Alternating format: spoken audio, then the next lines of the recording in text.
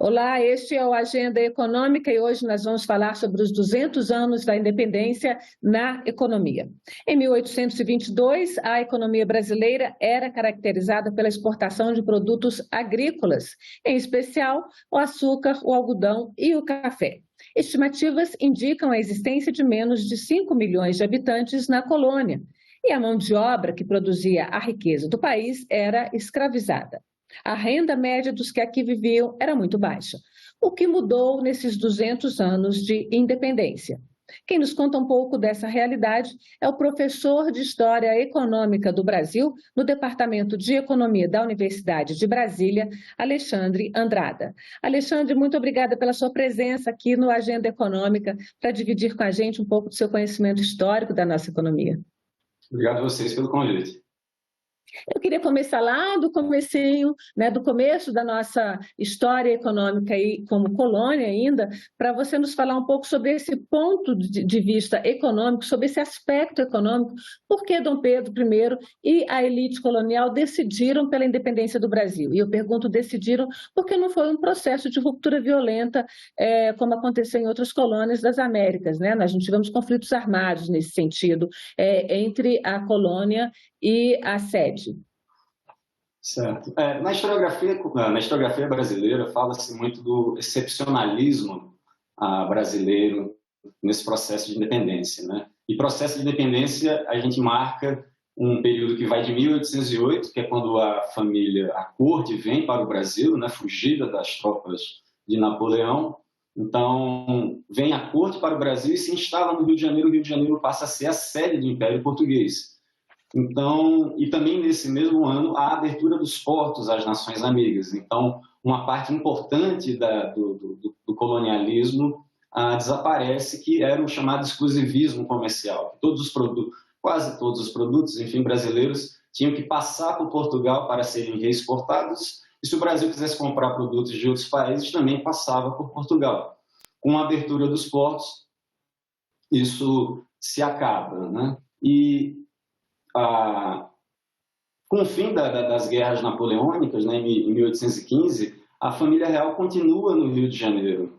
E isso vai causando algumas tensões em Portugal, até que em 1820 tem a chamada Revolução Liberal do Porto, que tinha como demandas, né, que a família voltasse para Lisboa, né, que a corte voltasse para Lisboa, que se fizesse uma constituição em Portugal e que o Brasil retornasse à condição de colônia, né? Voltasse o exclusivismo comercial, porque essa era uma fonte muito importante de renda para vários portugueses, né? E, a princípio, tem-se uma constituinte, o Brasil envia representantes, né? A princípio, o Brasil a elite brasileira não queria se tornar independente, quem sabe fazer alguma coisa como permanecer como um Reino Unido a Portugal, mas essa pressão dos portugueses pela volta da colonização econômica do Brasil é que acaba levando ao 7 de setembro de 1822, quando Dom Pedro I, que é filho do rei de Portugal, lidera aqui o processo de independência do Brasil. Aí a gente já está no período, né, em que o Brasil já tinha deixado de ser um país de extração de ouro, basicamente, e já tinha aí a sua economia de base agrícola, né? E aí a gente tinha especialmente, a gente falou aí no couro, no açúcar, né, no algodão. Como é que é esse período? O que a gente tem aí? Foi aí que a gente começou a exportar, e tem o café, né? Não, na verdade, também uma tese muito famosa na historiografia econômica, que é do Caio Prado Júnior, ele fala muito do sentido da colonização, né? Ele olha para a história do Brasil e ele diz que o Brasil nasce e se estabelece como um país cujo papel no mundo é fornecer matérias-primas para os países centrais, né? Então, nossa história, como a gente aprende no colégio, né? Então, primeiro o pau-brasil, depois o açúcar, né? que determina a ocupação territorial do Brasil, né? Depois temos o ouro já entra em decadência ali pela segunda metade dos 1700 e em determinado momento há o que se chama de renascimento da agricultura, né? Por conta de alguns fenômenos externos, né? Como, por exemplo, a Revolução Haitiana. O Haiti era um grande produtor de açúcar e ele passa por um processo de revolução que desarranja a sua economia e o Brasil aproveita para pegar mercado, né? E, além disso, nós temos o começo da primeira Revolução Industrial.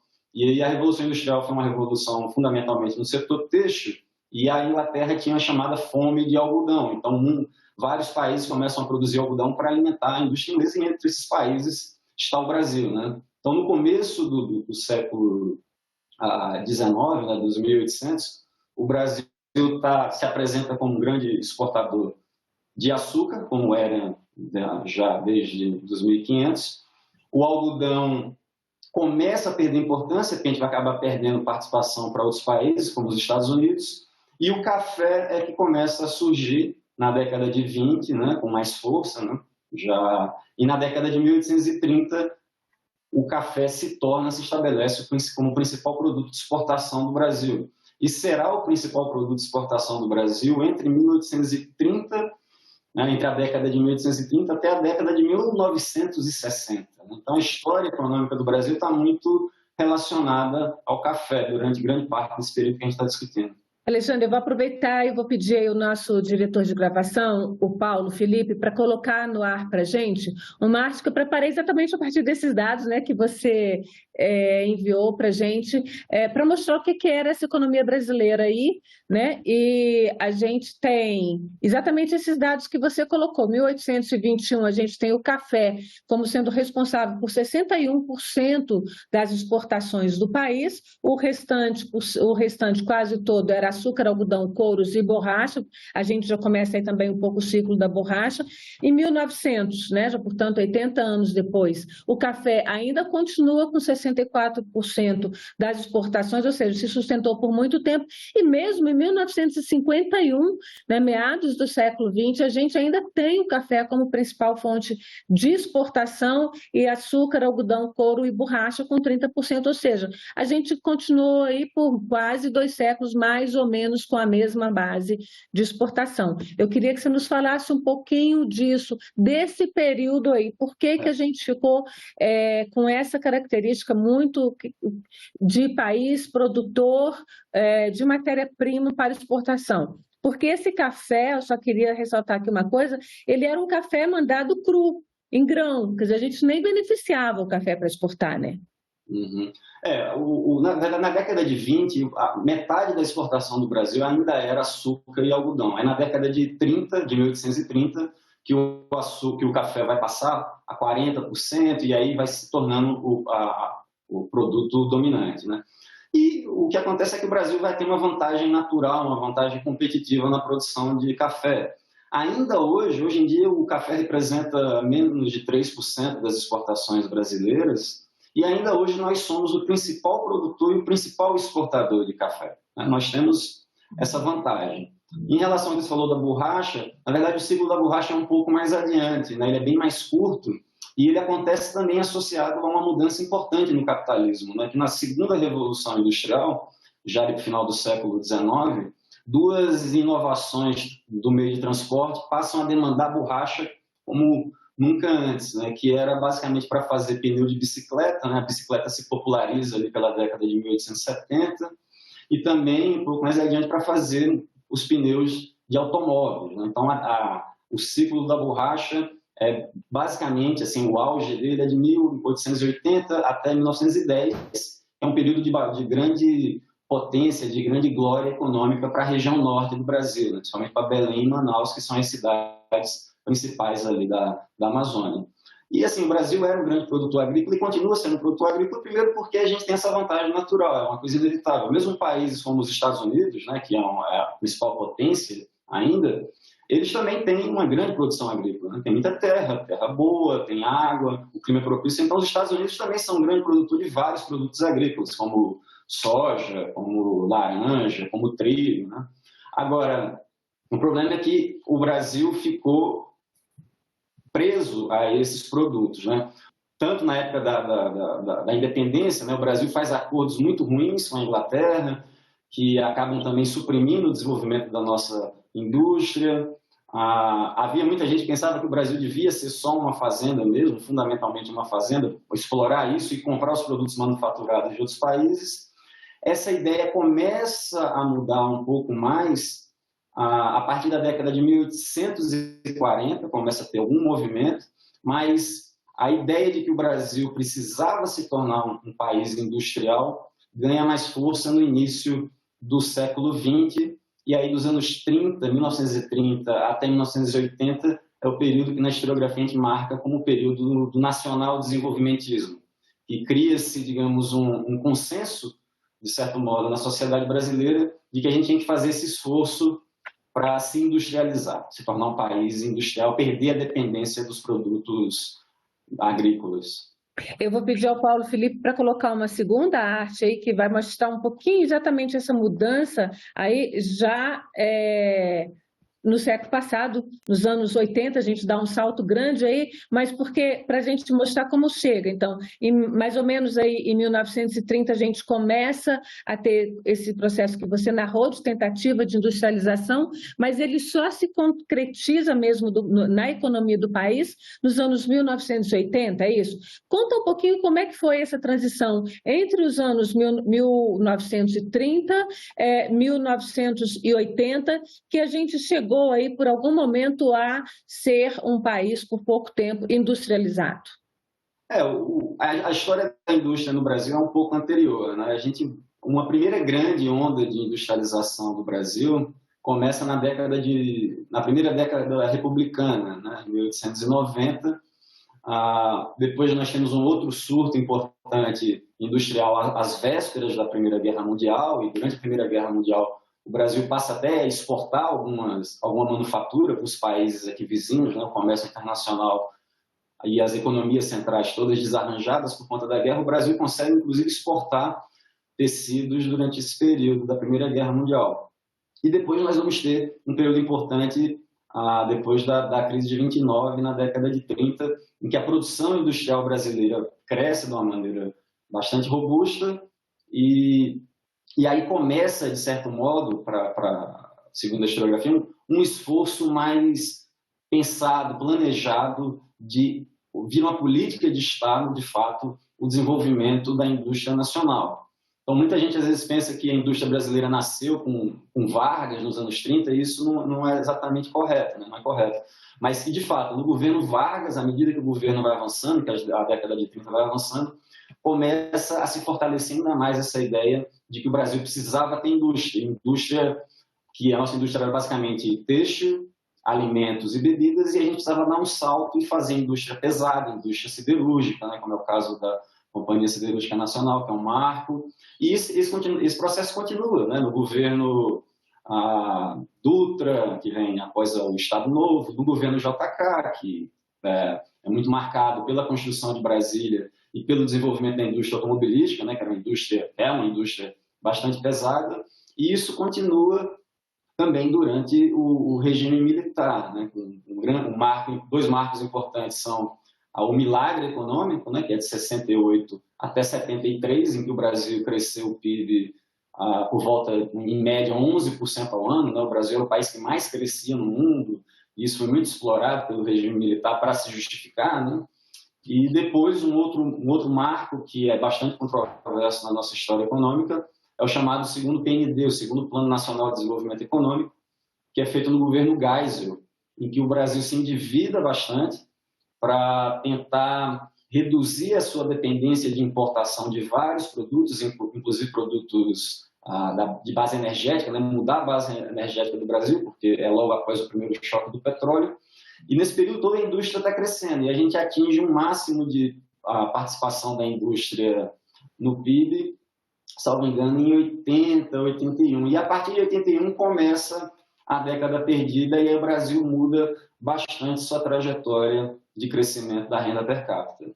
Então, a gente levou aí quase um século para sair de ser uma grande fazenda de café, que era a coisa mais importante, para chegar a ser um país industrializado. Ou seja, teve todo aí um planejamento, uma participação. A gente lembra aí do Mauá, né, do Barão de Mauá, lá no 1800 ainda, que foi um dos primeiros a pensar aí exatamente essa questão da industrialização, né, e de outros empresários de cabeça, para usar uma palavra bastante conhecida, moderna, né, já é uma palavra antiga, né, mas que tinham essa ideia do desenvolvimento econômico industrial do país.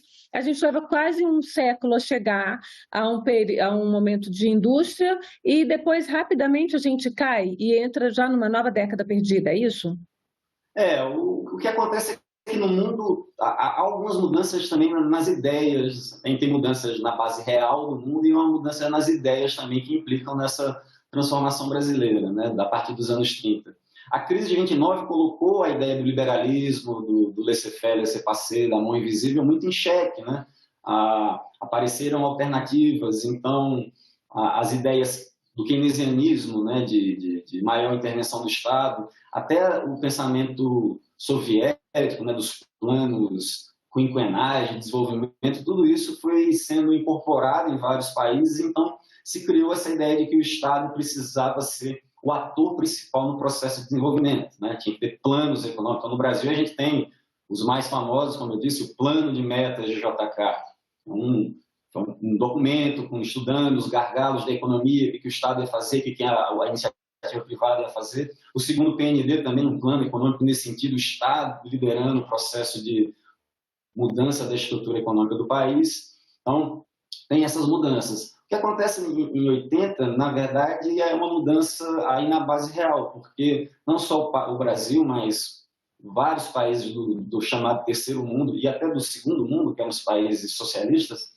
eles entram em colapso por conta do segundo choque do petróleo, em 79, e do aumento da taxa de juros nos Estados Unidos. Então, o Brasil, por exemplo, fica numa situação de que não tinha mais dólar. Acaba o dólar na economia brasileira, a gente fica num estrangulamento externo muito grande, fica aquele negócio de fazer acordo com a FMI, não sei o quê, e a inflação muito elevada.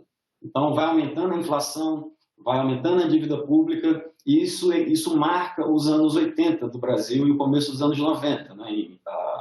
Por exemplo, quando o Fernando Collor assume a presidência, em 15 de março de 1990, a inflação naquele mês foi de 80%. É a mais alta inflação da nossa história até hoje, né? 80% em um mês apenas. Então, o Brasil ficou, digamos, preso ao longo dos anos 80 nesse problema de dívida pública, dívida externa, dívida interna e inflação. E aí a economia funcionou naqueles trancos e barrancos, né? E foi uma década perdida no sentido de que a nossa renda per capita, né, a renda por pessoa no Brasil, ficou estagnada durante todo esse período. Foi um período muito ruim para a economia brasileira. Agora, eu queria que você falasse um pouquinho, peço aí de volta a Arte 2, que mostra exatamente esse período aí de 1980 a 2008, que a gente era um período, apesar dessa década perdida aí dos anos 80, fomos um país industrializado, realmente, que isso se mostrava na balança comercial, nós exportávamos mais produtos manufaturados, e a partir de 2011 a gente volta, e aí com um nível muito grande de produtos primários, de novo, agricultura, importantes, com mais de 70%, e 2021 a gente tem aí quase 70% dos nossos produtos de exportação são primários, né? E são, de novo, aí mina e agricultura, né? Como é que a gente chegou, como é que o país entra de novo nessa economia primária? Ok, teve aquele momento de crise, mas essa crise outros países saíram pela indústria. A Coreia do Sul saiu pela industrialização. Os próprios Estados Unidos implementaram a sua industrialização. Nossos vizinhos também. Por que nós tentamos sair disso pela fazenda, digamos assim, pela mina e pela fazenda? Tem um lado, digamos, positivo nesse debate que a gente chama de reprimarização da pauta de exportação brasileira, né, de reprimarização da nossa economia. Um lado que, digamos assim, é positivo é porque uma força muito grande que levou a isso foi o crescimento da China. A China, nesse período, estava crescendo 10%, 11%, 14% ao ano e demandava muitas mercadorias que a gente é bom em produzir, que a gente tem uma vantagem, como soja, como minério de ferro, como carne, né? Então, o preço desses produtos aumentou muito. Então, foi um momento em que o Brasil, durante o governo Lula, por exemplo, né, o Brasil consegue crescer o dobro do que cresceu nos 8 anos de Fernando Henrique, em média, e consegue acumular uma grande quantidade de reservas internacionais, que nós temos até hoje, muito por conta disso, porque o preço das coisas que a gente vendia aumentou muito. Então, esse é, digamos, um lado positivo. Agora, o problema não é exportar essas mercadorias, o problema para muita gente é a gente se tornar dependente disso, né? Então, hoje em dia, a gente está com a situação em que 3 produtos, basicamente, né, que são a soja, minério de ferro e o petróleo, respondem por 40% da nossa base de exportação. Isso sinaliza uma economia um pouco sofisticada, né? Se você pega a pauta de exportação de um país desenvolvido, como os Estados Unidos, a Coreia, a Alemanha, você vai ter produtos muito sofisticados, né? Eletrônicos, máquinas, equipamentos, indústria química, uma pauta muito diversificada e com muitos produtos de alta tecnologia. E no Brasil a gente está, de novo, né, reprimarizando a nossa pauta de exportação. Agora, pois não? Sim, eu queria que você falasse um pouquinho sobre uma questão que a gente ainda não tocou aqui, que é a questão de mão de obra, né? A gente sai de uma mão de obra escravizada no começo da colônia, lá em 1822, quer dizer que, na verdade, quase todo esse século aí, né? O fim da escravidão só se dá no fim do século XIX, e a gente passa para uma mão de obra muito intensa, e depois a gente passa agora, nesses últimos 20 anos, em uma pauta de exportação que ocupa pouca mão de obra. A mineração ocupa pouca mão de obra e a agricultura intensiva também ocupa pouquíssima mão de obra. De todos os meios empregadores, é o que menos emprega. Como é que fica essa questão aí, sociedade e a riqueza, digamos assim, o produto interno bruto do país? Em 1822, por volta de pouco mais de 30% dos brasileiros ainda, né, das pessoas que habitavam no Brasil, eram escravizados, porque nós tínhamos africanos e tínhamos nascidos no Brasil também escravizados. Isso acaba em 88, né, com a Lei Áurea. E um problema muito grave do Brasil, que também está por detrás do nosso subdesenvolvimento ainda hoje, é que nós não tivemos uma preocupação séria, efetiva, como outros países tiveram, com a educação dessa mão de obra, o treinamento dessa mão de obra. No primeiro censo do Brasil, por exemplo, que é de 1872, 80% da população, então era um censo ainda havia escravidão, né, 1872, 80% da população livre do Brasil era analfabeta. Em países como os Estados Unidos era o inverso, você tinha 20% de analfabetos. Então, vários países, por exemplo, resolveram o problema de analfabetismo no final do século XIX, começo do século XX. No Brasil, não. Isso continuou sendo a população com baixo treinamento, a educação do trabalhador brasileiro pouco se alterou durante esse período de forte crescimento econômico, e nós temos ainda hoje um problema muito grave. Então, um problema que a gente tem para desenvolver setores mais sofisticados, por exemplo, é falta de mão de obra. E como você bem disse, hoje em dia a gente tem esse problema, que uma grande parte da mão de obra brasileira, salvo engano, acho que quase metade, está no setor informal. E muitas dessas pessoas que estão no setor informal estão em atividade de baixa produtividade, né? Então você tem pessoas vendendo paçoquinha no sinal, vendendo água, e são todas atividades de baixa rentabilidade, de baixa remuneração também. E essas pessoas, em geral, têm um baixo nível educacional porque não tiveram essa oportunidade, porque não houve no Brasil essa preocupação. Recentemente, somente da Constituição para cá, melhorou muito o acesso à educação no Brasil.